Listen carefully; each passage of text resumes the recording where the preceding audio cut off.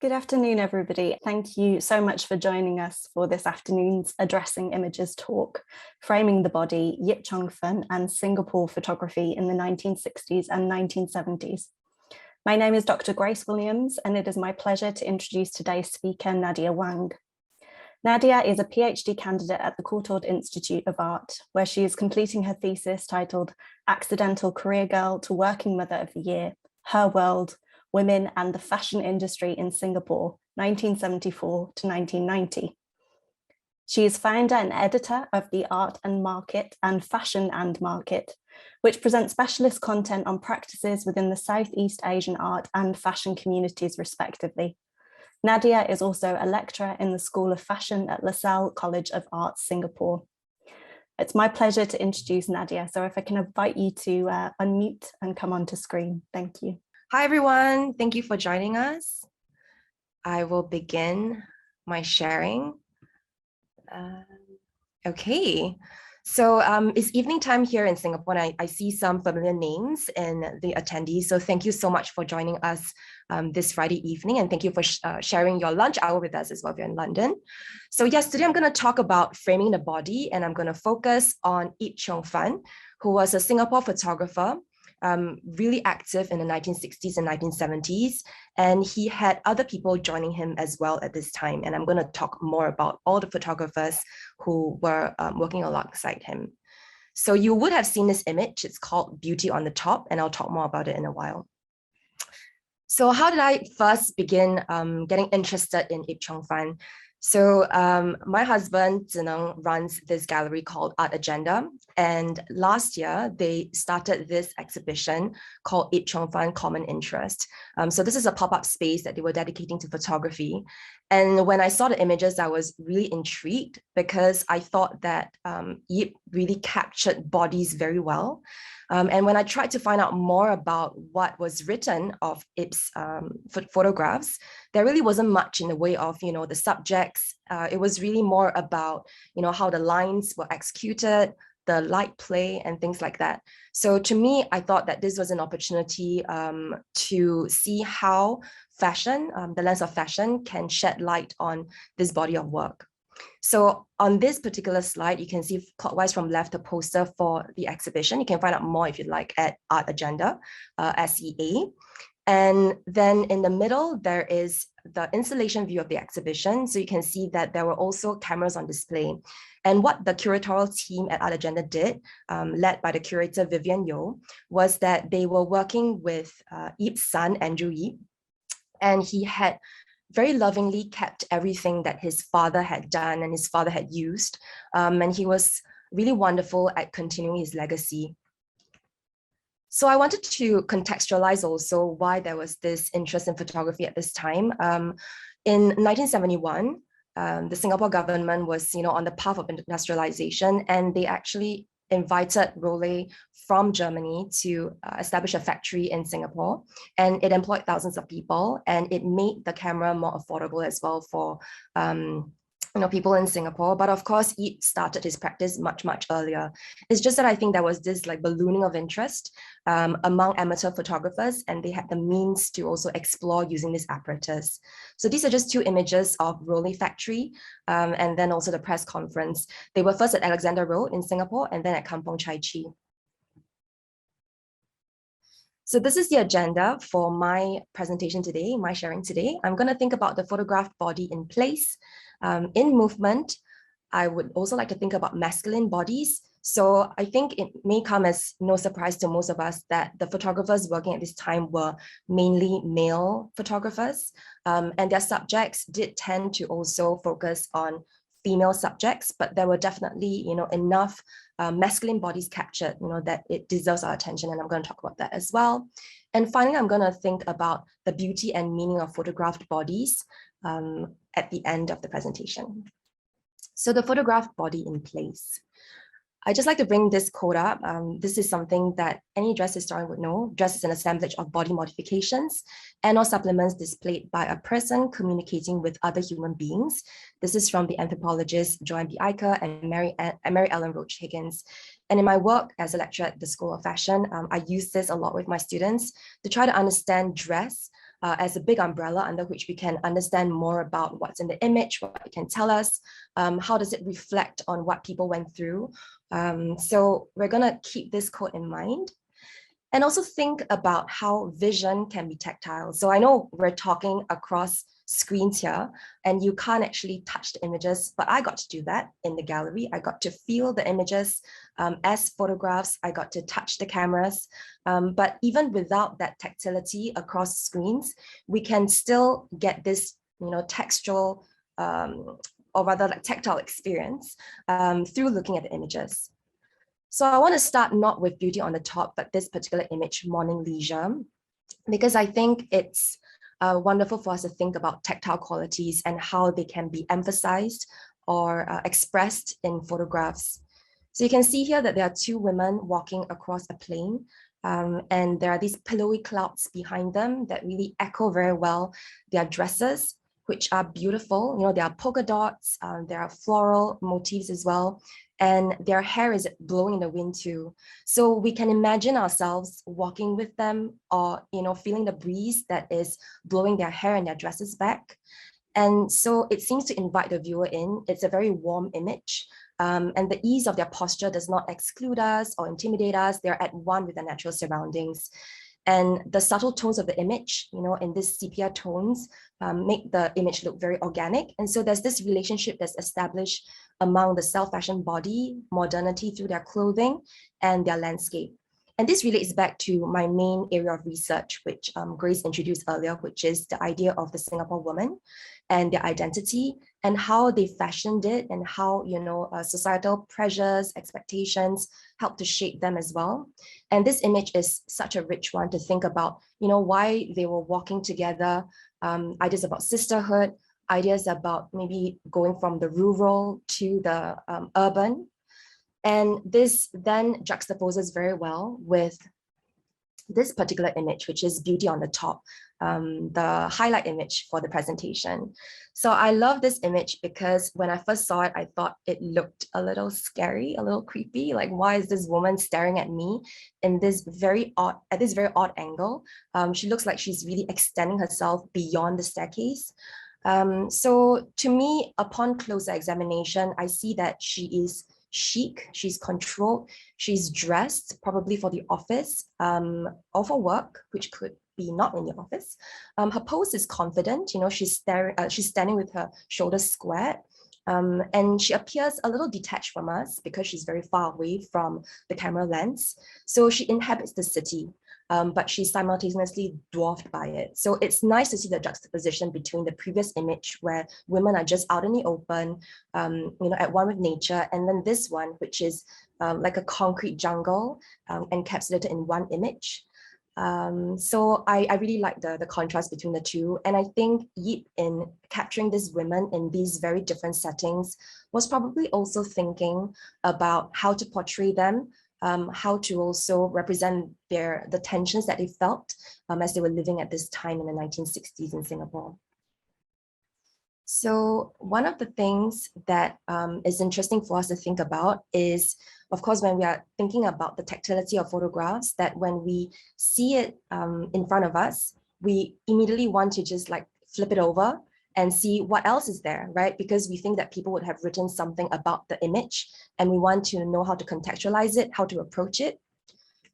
And so we were in luck with this photograph because you can see at the back of the photo that there is all these details that help us to document and understand, what this image was about, where this image was shown. So it was accepted and hung at the Bournemouth Camera Club International Exhibition in 1964.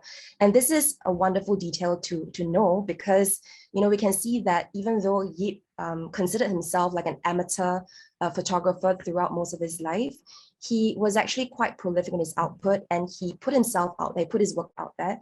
He entered lots of competitions. He was also part of the Photographic Society of Singapore. And with his fellow photographers, they would exchange notes, they would critique each other's works, always in rather informal settings within Singapore.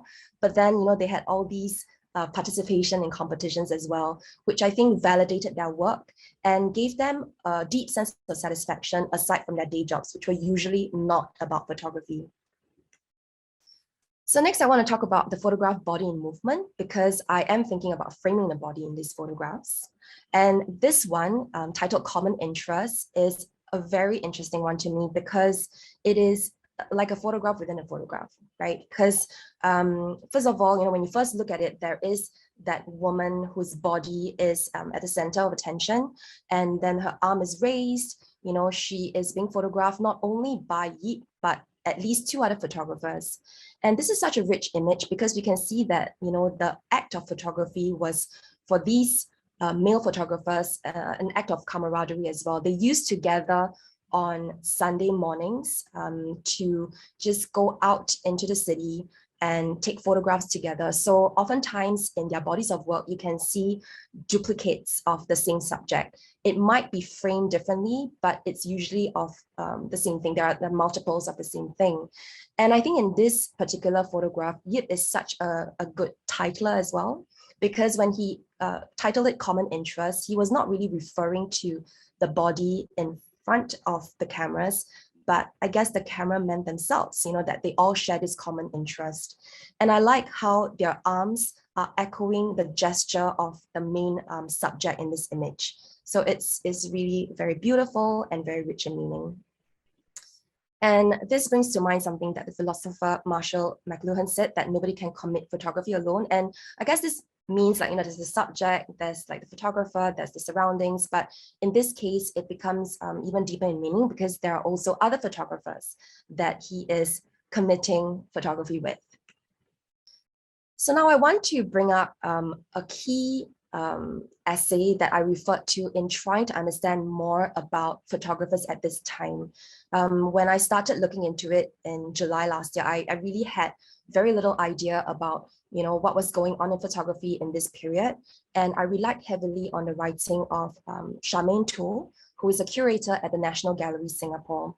And she has written, really wonderful, well-researched articles and essays about Singapore photography at this time.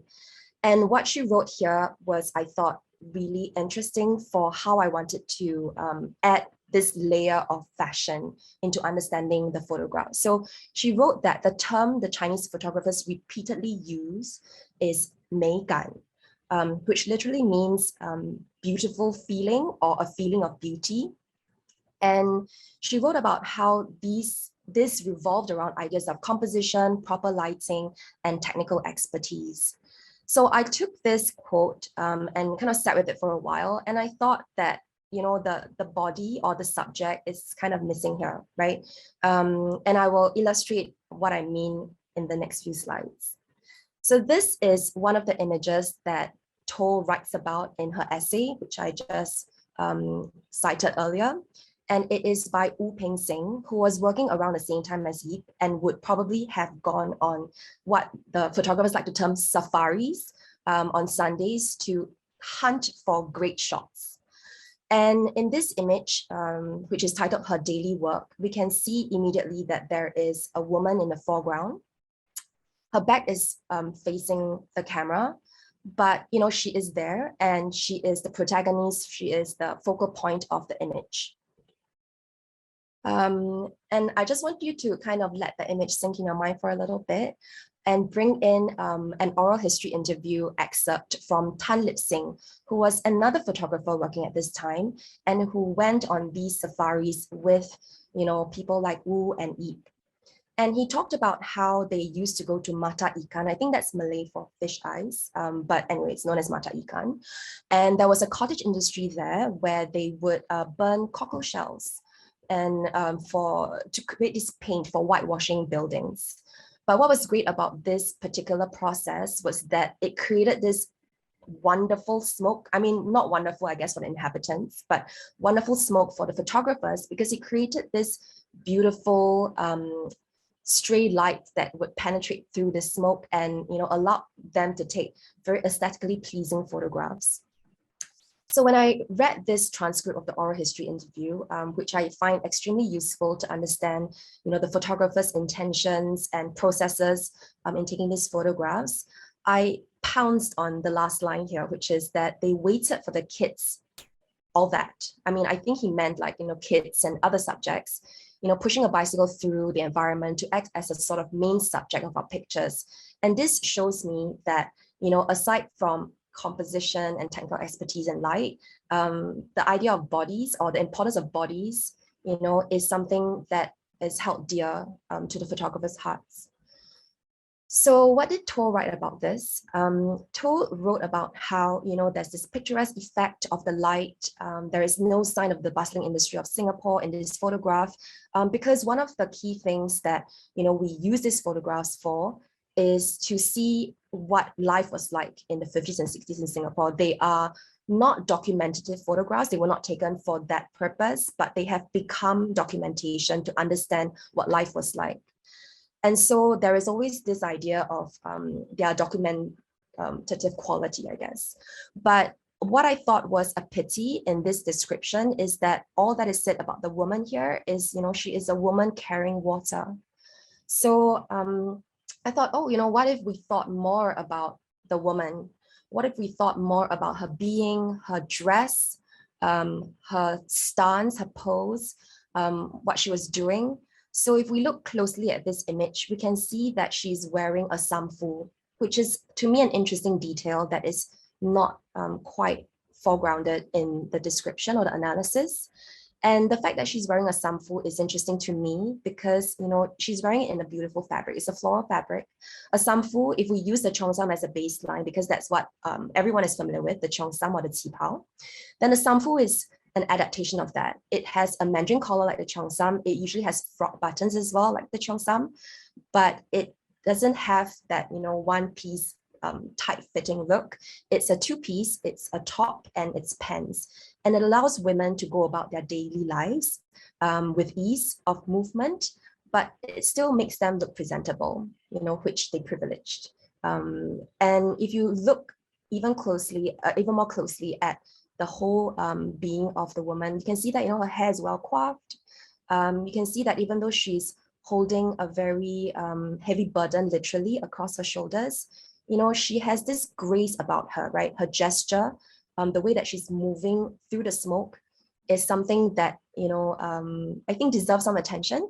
And if we were to then think about embodying her, because I think that's sometimes what we do when we look at photographs, then we can imagine, how she's walking through this, what she's thinking about, how she's cutting through the smoke that gives that picturesque effect, yes, but is likely, hindering her movement, or, in some way is kind of masking her vision, that it makes it difficult for her to move through. So if we think then more about the body, and we look at another image of Wu here, this is titled The Long Shadow. So what I like about this image and why I've chosen it is that the body appears twice here, in the image of the ballerina and again in her shadow. And in fact, in the shadow, her body is elongated, causing us to pay even more attention to it. But again, in the description that I read, it was simply about how, it was, there was a model ballerina. And I must emphasize here that I have learned so much from To's writing, and it has such importance in helping us understand what's happening in the 50s and 60s photography in Singapore. And what I'm thinking is how dress can complement that rather than substitute that. So when I read this description, I thought, yes, definitely, we can see how Wu's personal style of using geometric lines does create a very striking composition. And it's interesting to know also that he likes to shoot from a high vantage point, and that the diagonal floor lines help to create depth. But what about the bodies here? What about, thinking of how the ballerina is posing? What about where she stood so that maybe she could create this long shadow? What about what the body's movements or pose could mean? And if we think about this time in the 60s in Singapore, there are always these research essays that tell us, there was like a cultural desert, there wasn't much going on in the way of the arts. But I think this photograph manages to kind of, dispel that myth, because, you have this ballerina here, obviously quite accomplished, in her very beautiful stance. And then you have this photographer who is taking an equally beautiful image of, the way that she's moving her body. So, in this way, we can see that this image is rich for more than, just documenting Wu's technical expertise, but also like what was going on in society at the time. When I was doing my research, I didn't know about this image. This image was from Dr. Rebecca Arnold, who organized this session. And I just thought it was brilliant when I saw it. I didn't see it in Andrew Yip's archive, but this was from Asia Pacific Photography website. And this is such a wonderful image to move into from the previous one, which is also of a ballerina, because we can see here that the body of this woman is elongated, right? Because she's on her tiptoes. I know there is a proper name for it in ballet, but I do not know it at the moment. I'm sorry about that.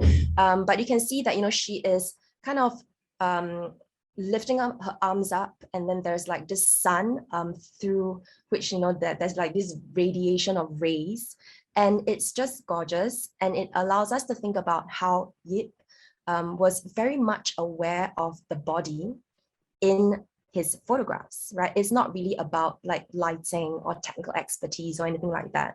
He is seeking a beautiful image. And Andrew Yip tells us as much that, his father understood that when creatively manipulated, as he did here, by hand probably, that photographs can present aesthetic ideas to show us beauty in common things or experiences through his lenses, or delineate the subtleties in quaint things or unusual experiences. And the body is front and center in that. So I wanted to end off this particular section with an image that is filled with ideas about women at this time. You can see here in this image by Yip, which is titled The Day of Innocence, that there are two mothers or two caregivers, and there are these children in the image as well. And again, in the description, the women are completely disregarded, I think, because all that is said of them is that they're heads of the subjects. So they're subjects and they have heads. And the focal point is on the children, which I gathered too, because you can see their faces in full, and you cannot see the visage of the women in full, neither of them.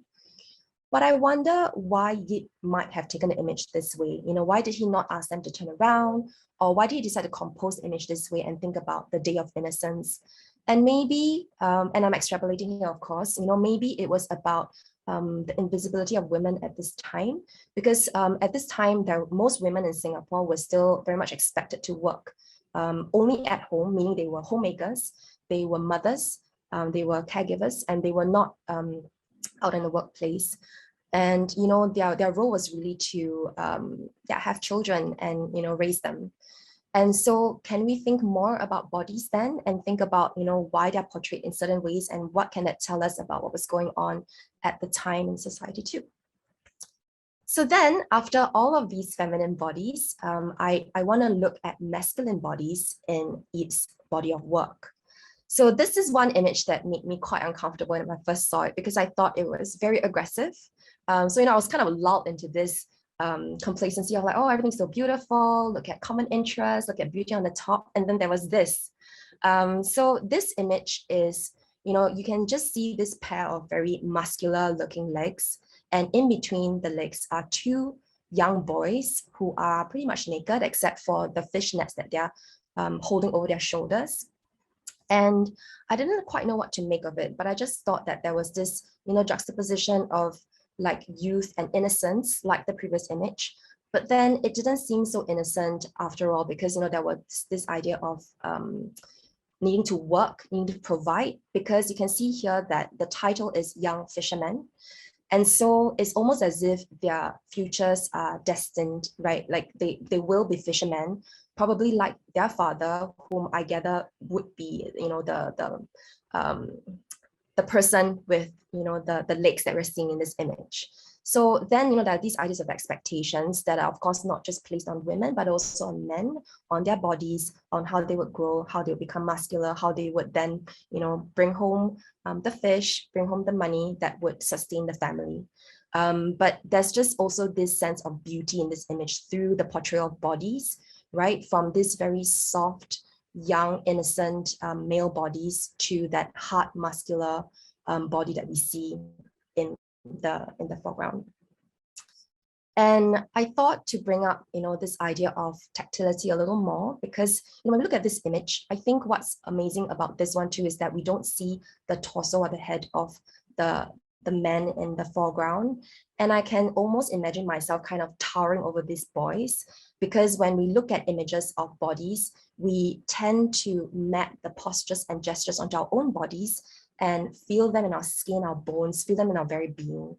And so that's also another way we can think of how bodies are very important in photography, and how that could be further studied in Singapore photography at this time. So going back to Tan's oral history interview, I mean, he wasn't the only one who was interviewed, which is amazing, but I thought that, he gave really compelling testimony of, what it was like.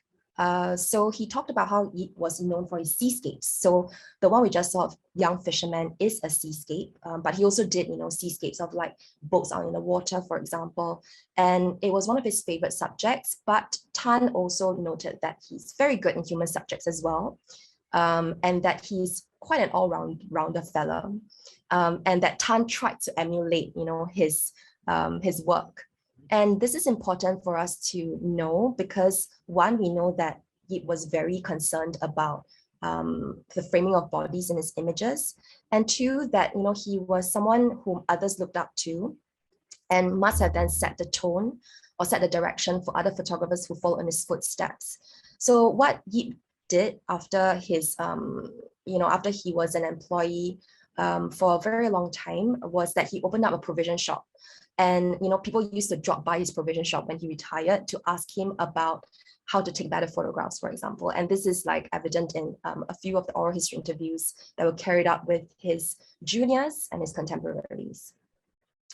So I want to look at more images of the masculine bodies, but now I want to focus on how they seem to disappear in these images that we see, which documented, the rapid industrialization, the rapid kind of like pace of construction of Singapore in the 60s and in the 70s. So you can see here that there are these two male figures in the background. They're hard at work.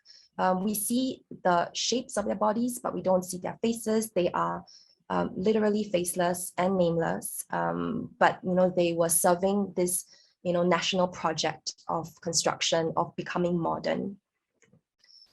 And bringing us back to To, so when To wrote about Tan's work, and we've heard from Tan now through his oral history interviews, again, the idea of the bodies is very much like sort of a comment and not so much, an analytical point.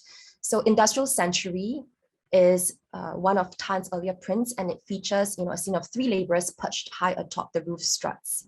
So I think that, if we think further about these bodies kind of like high up, perched on the roof struts, and we think about how Schinkel tells us, like, we kind of project it onto our own bodies, then I think the sense of danger comes through, and that's something that we can talk about when looking at this image. The sense of danger, the sense of how these men maybe had to make ends meet, and they had to do these dangerous jobs. So it's not really, to me, about the repetition of lines or the aesthetics, but the narratives that these bodies can provide us when we look at them in these images. So another one from Tan's work is this amazing image called Under Construction. And what I find wonderful about this image is partly that it's colored. We've seen quite a number of black and white and like sepia kind of images. And if you look here at how it again says like, oh, they're just laborers, they're at work. And then, it's the focus is on the figures of the workers and the lines of the scaffolding. Then I'm just waiting for more information. And then my mind goes to, who are they? And also what are they wearing, right? Because, dress can tell us so much about, these bodies and how these images should be read. And one of the things that I can immediately pick out is that they are in red and white. And red and white are the colors of the Singapore flag. And that to me is probably a deliberate choice on Tan's part. I'm not sure whether they were already wearing red and white, or he might have, like Yip, creatively manipulated the images to depict red and white, because it just tells a story of how, again, they are part of this construction efforts. to kind of like rapidly modernize Singapore, which was very important to Singapore in its early nation building years. Very appropriately, there's like a fire engine in my background. Okay, so I wanted to end off this section by looking at, a man whose face we can see, because, for the past few images, it's just their bodies and how they're just part of this big national project. So this is one of my favorite images from this time. It's by Ho Kwok Kin. And I have a little anecdote about the photographer. So one day for the Yip Chung Fun exhibition at the Art Agenda Gallery, he came by and he was looking very intently at all the photographs with a couple of friends. And so we kind of thought that he must have known the photographer. And so we asked him about it. And he told us who he was. And we were very excited because, he's one of the many prolific photographers who worked at this time. And what struck us was that when we, expressed our admiration for his work, he told us, oh no, I'm just, I just did this for fun. I'm just a hobbyist photographer, nothing like it. And this is a familiar refrain for many of the photographers from this period. They all thought that they were not professionals. They just thought it was a hobby. Even though they won many awards, even though they, organized themselves into society, even though, of course, the work speaks for itself. In this particular image, we can again see that play of light, right, that we saw on Mata Ikan with the burning cockle shells and the beautiful light penetrating through the smoke. And what I love about this image is, how we feel so intimate, I think, with the reader of the newspaper here. It's titled Morning Read, Teochew Pasar. Pasar means market. And so we can see how, in the way that he is, I think he could be squatting down here from the way his back is curved, the way he's holding a newspaper, the way it is close to his face, the way he's just sort of, like enraptured with the words, his mouth a little open, like he's very engrossed in the story. He's enjoying maybe a morning smoke. And then, his hair is neatly combed back. He's wearing a very simple white t-shirt, probably because he's about to go to work at the market. So there is such richness in this image if we pay attention to the body and how it interacts with its environment, and also how Ho took this photograph because he wanted to tell a story about this man's life through the way that his body was situated and, holding a newspaper and all that. So one of my favorite images from this period. So if we come back to, the idea of Meigan, which To talked to us about through her essay, then I think we can complicate it further by not only thinking about ideas of composition, proper lighting, and technical expertise, but through body, dress, and also the narratives that the photographers might have wanted to express through their use or portrayal of these bodies, how they selected which ones to photograph, maybe based on what they were wearing, what they looked like, what stories they could tell of, the thoughts that they had at the time, or their observations of society at the time. And I wanted to end with some more images. I mean, just, 3 highlights from what I've shared, right? With Morning Leisure, Young Fisherman, Tough Job, and also 2 more photographs from another photographer at this time who has received much attention recently, I think, with a couple of exhibitions. So it's Lim Kwang Ling. And you can see on the left, the 2 images I've picked out from his body of work. I really like the one on the left, which is titled Lovers at Merdeka Bridge in the 1970s. And again, I understand why when studying these images, and without, the obsession of a dress historian for bodies and dress, that, one might think, oh, look at the lines, look at the play of light, look at the technical expertise of composing this shot. But if we were to bring in ideas about the body and ideas about dress, then it becomes so much more beautiful, because we can see that these young lovers, they are dressed to impress each other. They look neat. They look like, they have spent time to groom themselves for this date. They look like they are looking ahead to what could come for the future. in the way that the woman is leaning on the man, and the man is kind of also leaning on the body of the woman, and how together they would, be a part of Singapore's future. So I really like that image, and I'm going to end my presentation on that note. Thank you very much for your attention. And these are my references. And if you would like to contact me, you can email me at nadia@fashionandmarket.net. Thank you. Thank you so much, Nadia. If I can just ask you to join me on screen by dropping your slides, that would be great, and we'll move on to questions. But that was a really insightful talk, and just wonderful to hear so much about Yip's work. I will just encourage the audience to post any questions that they might have for you. But we have had a few comments, one from Michael Pritchard, who you might have picked up on earlier on, who comments that Yip Chung Fun was also part of a member of the UK's Royal Photography Society, which I'm sure you're well aware of, and that he was an associate and exhibited in the RPS's annual exhibition. And he also gained his fellowship. And some of his work is reproduced in the RPS's journal. I don't know if you've seen that or have come across it, but it might be useful for future comment. Yeah. Yes, definitely. I mean, he had accolades. He was also a cultural medallion winner in 1984 in Singapore. And I think he was considered one of the outstanding photographers of the century by a photography society in New York as well. So he was certainly well celebrated. But even then, Andrew Yip, his son, would tell us that his father still considered himself just an amateur photographer, and he's written about as such in the National Archives as well. So we have like the National Library Board, and they talk about how he remained an amateur photographer his whole life. So that to me is interesting. The fact that I think they thought even with all these accolades and awards that they were still amateur, maybe speaks to the fact that they lacked formal training or formal education to be photographers. And I'm not sure if there's something to be said about like the usual sort of Asian humility as well, which is quite pervasive. That's really Thank interesting. You for that comment, Michael. I mean, that feeds very nicely into a question that Rebecca's posted. She thanks you for the talk, which is very fascinating, which we all agree with. And she asks, was this work exhibited in Singapore at the time and or written about or acknowledged in the 60s? Do you mean like the fact that they won these awards overseas? I think Yip's work more generally. So, I mean, was it really written about? Have you had to do a lot of research in archives? Is this kind of newly presented?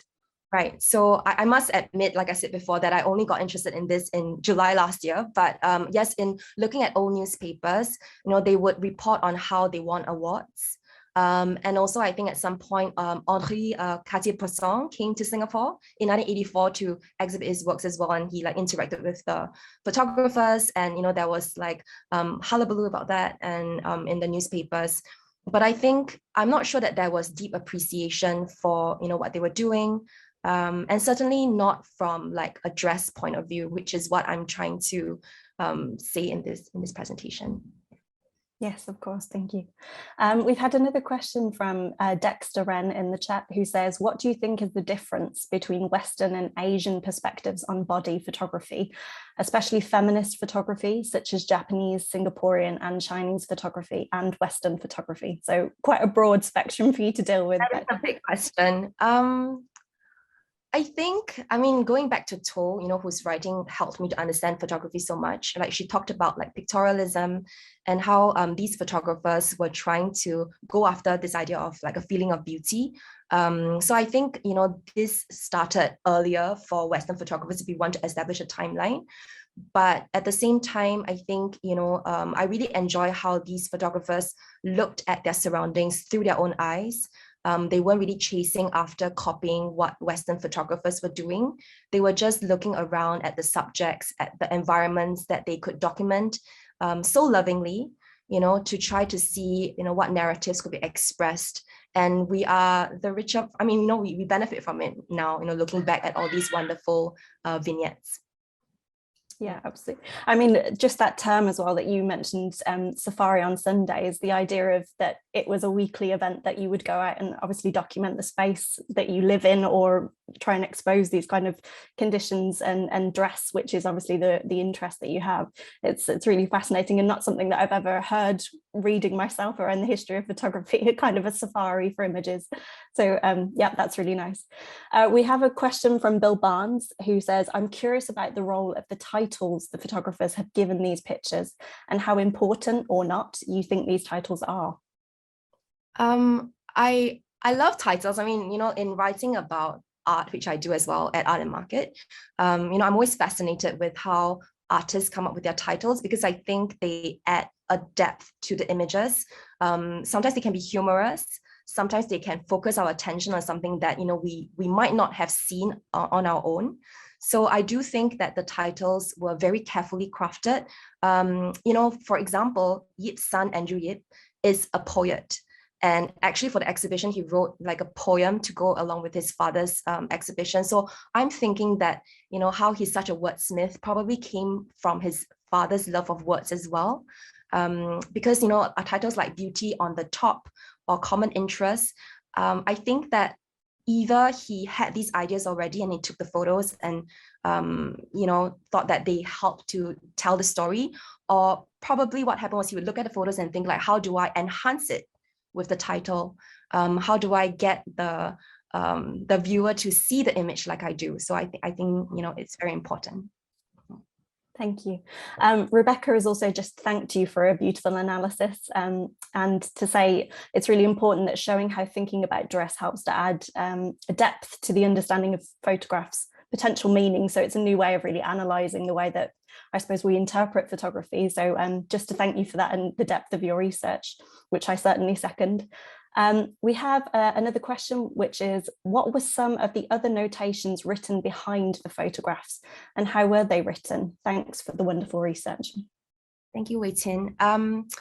Yeah, I think, most of the photographs, one thing that wasn't at the back of photographs was like the year it was taken. So whenever there's like documentation of year, is really because there is like a stamp or like a sticker, as we saw with these images, because they will enter into competition. So I just want to talk about the absence of that notation, which was a pity. So most of the photographs would come with like circa 1950, circa 1960, but it's not very clear. And then, what I like about it though, is that they would have the stamp of his address on it. And then one other thing that we can think about is how when we looked at Yip's archive, he would have multiples of photographs he really liked, because he knew that if he sent them out for competitions, they're not going to come back. So he would just make a lot in his dark room so that he can keep them. And that's nice. So that's not really a notation, but it kind of tells you which are his favorites. Yeah, so that was fun to see. It's a really nice material trace, that is. I mean, you talked a little bit about the tactility of photographs and the importance of materiality in photography, which is, I suppose, much more written about now, but previously was something that people didn't necessarily think about. But looking at the backs of images and making sure that, the papers and textures and those notations are really key to understanding the context for them. Oh, sorry. I was going to say something about how, they all had makeshift dark rooms as well. So for example, Ho Kwok Kin, he worked in a restaurant as a chef, and then he had his own what we call a zi cha stall, which is like just he would stir fry like Chinese dishes for people to buy. And he created, I think, a dark room out of the bathroom near where he did all his cooking, and then he would sort of like use Told writes about this, that they would use like teaspoons and ladles instead of like proper professional equipment to make their photographs. And I think that kind of also fed into how they thought they were just amateurs, but the results are wonderful, in spite of the process.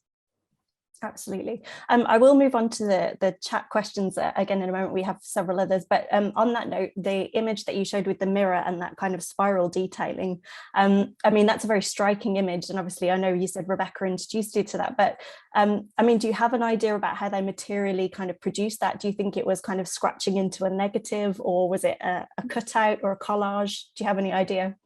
Right. So I don't for that particular image, but there was another image in in the exhibition that kind of had this really big moon, like full moon. And it obviously wasn't real, it was manipulated because it's too big and it's kind of like between trees. So I think for that, we understood that it was a cutout, and then he developed that, and he developed many prints of that because he really liked it. So for this one, I'm not too sure, but like you suggested, it could be scratching, it could be painted on, drawn on, it could be cutouts as well. I mean, you know, they were so resourceful in everything they did, from like, you know, using different chemicals in the dark room, to carving out spaces to work, to finding time in their busy schedules. I mean, you know, they were full-time workers, they were fathers, and they managed to just like create these things through their imagination. So yeah, I don't have a direct answer to that, but no, it's really interesting. Thank you. We have a question from Rua in the chat who says, hello from Spain. Thank you so much for your presentation. It was fascinating. My question would be, was there any kind of censorship at this time that influenced these photographers to work differently? I don't think so, just because there were also, I mean, if you're thinking just about nudity or about maybe like sensitive topics, I find that through the works, I mean, they are quite benign. You know, the subjects are simply, you know, just what they saw. It was like a very wholesome kind of Sunday morning activity that you did with, you know, your friends. So I don't think that that was the case. And, you know, if we think about the images of like, you know, the workers in the construction industry, to me, they can be quite controversial in that when I read the bodies, right, I find that it doesn't say something positive about the government efforts to, you know, rapidly modernize, but maybe that was missed, you know, maybe they just saw, you know, the lines and like the play of light and all that. That is an interesting question to think about, because, you know, if we read the bodies into it, then yeah, it might have been that they would have been censored just because it's not very flattering. But if we miss that, then, you know, it's just an image of what was happening at the time. I think similarly on that note, someone has again thanked you for your presentation, but they've asked about the response of the general public, and also how were these photos received? Was there any kind of meta agenda or narrative that was imposed by the government or an authority at the time that they came out? I don't think so, just because, I say this caution because I haven't researched deeply enough that can say this is a conviction, but you know, because they had organized themselves into a photography society, and you know, I don't think that they were given funding or anything. So in taking these photographs for their own pleasure to share with, you know, their fellow photographers or with like, you know, overseas audience, I don't really think that they were censored or that they were trying to tell this meta narrative. I think it was really about them kind of having a creative outlet. This was something that came through in some of the oral history interviews, you know, that to them, it was the day that they looked forward to. They could hang out with their friends. They could, you know, take photographs. For example, Ho Kwok Kin talked about how, you know, he would spend every spare minute out of, you know, his chef job to just take photographs where he can, or where he could, sorry. So I don't think that was a meta narrative, but I'll have to do more research. Lots of questions to come away with for you, Nadia. We'll take a question now from Esther, who asks about the camera specifically that the photographs were taken on. And she says, were they all taken on a Rely camera? No, I think there were several cameras, but they were not all from the same brand. I can't remember exactly now what we had on display, but there were several. And, you know, I think for him, they were like his investment, his babies, and that's why his son has kept them in such good condition as well. But he definitely experimented and saved up to buy like, you know, the next model that he wanted to use to have different effects. One of the things that I remember hearing about from the curator, Vivian, was that, you know, because some of these cameras, they needed recovery time, right? So like if you took a shot, you had to just sort of wait for it to recover before you could take another shot. So, you know, that also I think is why we tend to focus on their technical expertise and their composition, because, you know, it really required you to just like get that shot or not get the shot. You had to react very quickly. And after you got that one shot, you had to wait for the camera to recover to take another shot. So I think they managed to turn that into an advantage. So something that sounds disadvantageous, I think, made them become, really good composers of these images, and to really strike, when the iron is hot, so to speak. Yeah. Thank you. We have a comment from Daniela who says, thank you, Nadia, for presenting new ways to go in and understand the photographs. I also wonder how much these images were documenting the time, whether or not they were more aspirational, or if they were tended to look back at a time of rapid industrialization. Thank you very much for that question, Danny. Danny and I run a podcast called In the Vitrine. So I really appreciate that question. I think for them, it was, just going out for a hunt. So they were really just seeing what happened, like Tan said in this oral history interview, like we're just waiting for a subject to walk through. And then I think one other interesting point we can talk about is that Yip would go to like Mata Ikan or to the sea, and he would take these photos, and he was really nice because he would return to the seaside and give these printed photographs to the kids that he photographed for free, because he thought that they had helped him to create these beautiful images, and he wanted to give them something to remember it by. So I don't think it was aspirational. I think that it was quite documentative, that it was just like what was going on at the time, and they just wanted to capture it. I think where it could have been more creative, it also wasn't quite about aspiring for a different reality, but more like playing with, sort of like photographic compositions to just, express themselves through the photo, and not so much about like what the photo can speak to of the future, if that makes sense. Yeah. I think for me, that's really interesting, the question itself as well about industrialization. And when you mentioned about the smoke that's in some of those photographs being made from crushed shells, was it that you said that was a kind of an industry? That shells, apparently. Yeah. And the fact that we, I suppose, very blindly read them as quite a beautiful ethereal appearance in the images, but it probably came from something that was very labor intensive and, wasn't this kind of very beautiful ethereal thing. So again, it's that balance of informing with context of the image themselves. Michael Pritchard again in the chat has just left a comment about the camera itself. So that might be useful for you to return to, but we haven't had any other comments in the chat or any other questions. So I would just like to extend my thanks to you, Nadia, for such a fascinating presentation and for handling so many varied questions articulately. Also, my thanks to Dr. Rebecca Arnold for organising this session, and sadly she couldn't host, but I know that she's in the chat with lots of questions for you today. So just extending a silent round of applause to you, Nadia, and thank you very much to everyone. This talk has been recorded and will be posted to our YouTube channel. So if you've had to dip in and out on your lunch break, you will be able to catch up. But yes, we hope to see you again for a future Addressing Images. Thank you, everybody. Thank you, Nadia. Thank you, everyone. Bye. Bye.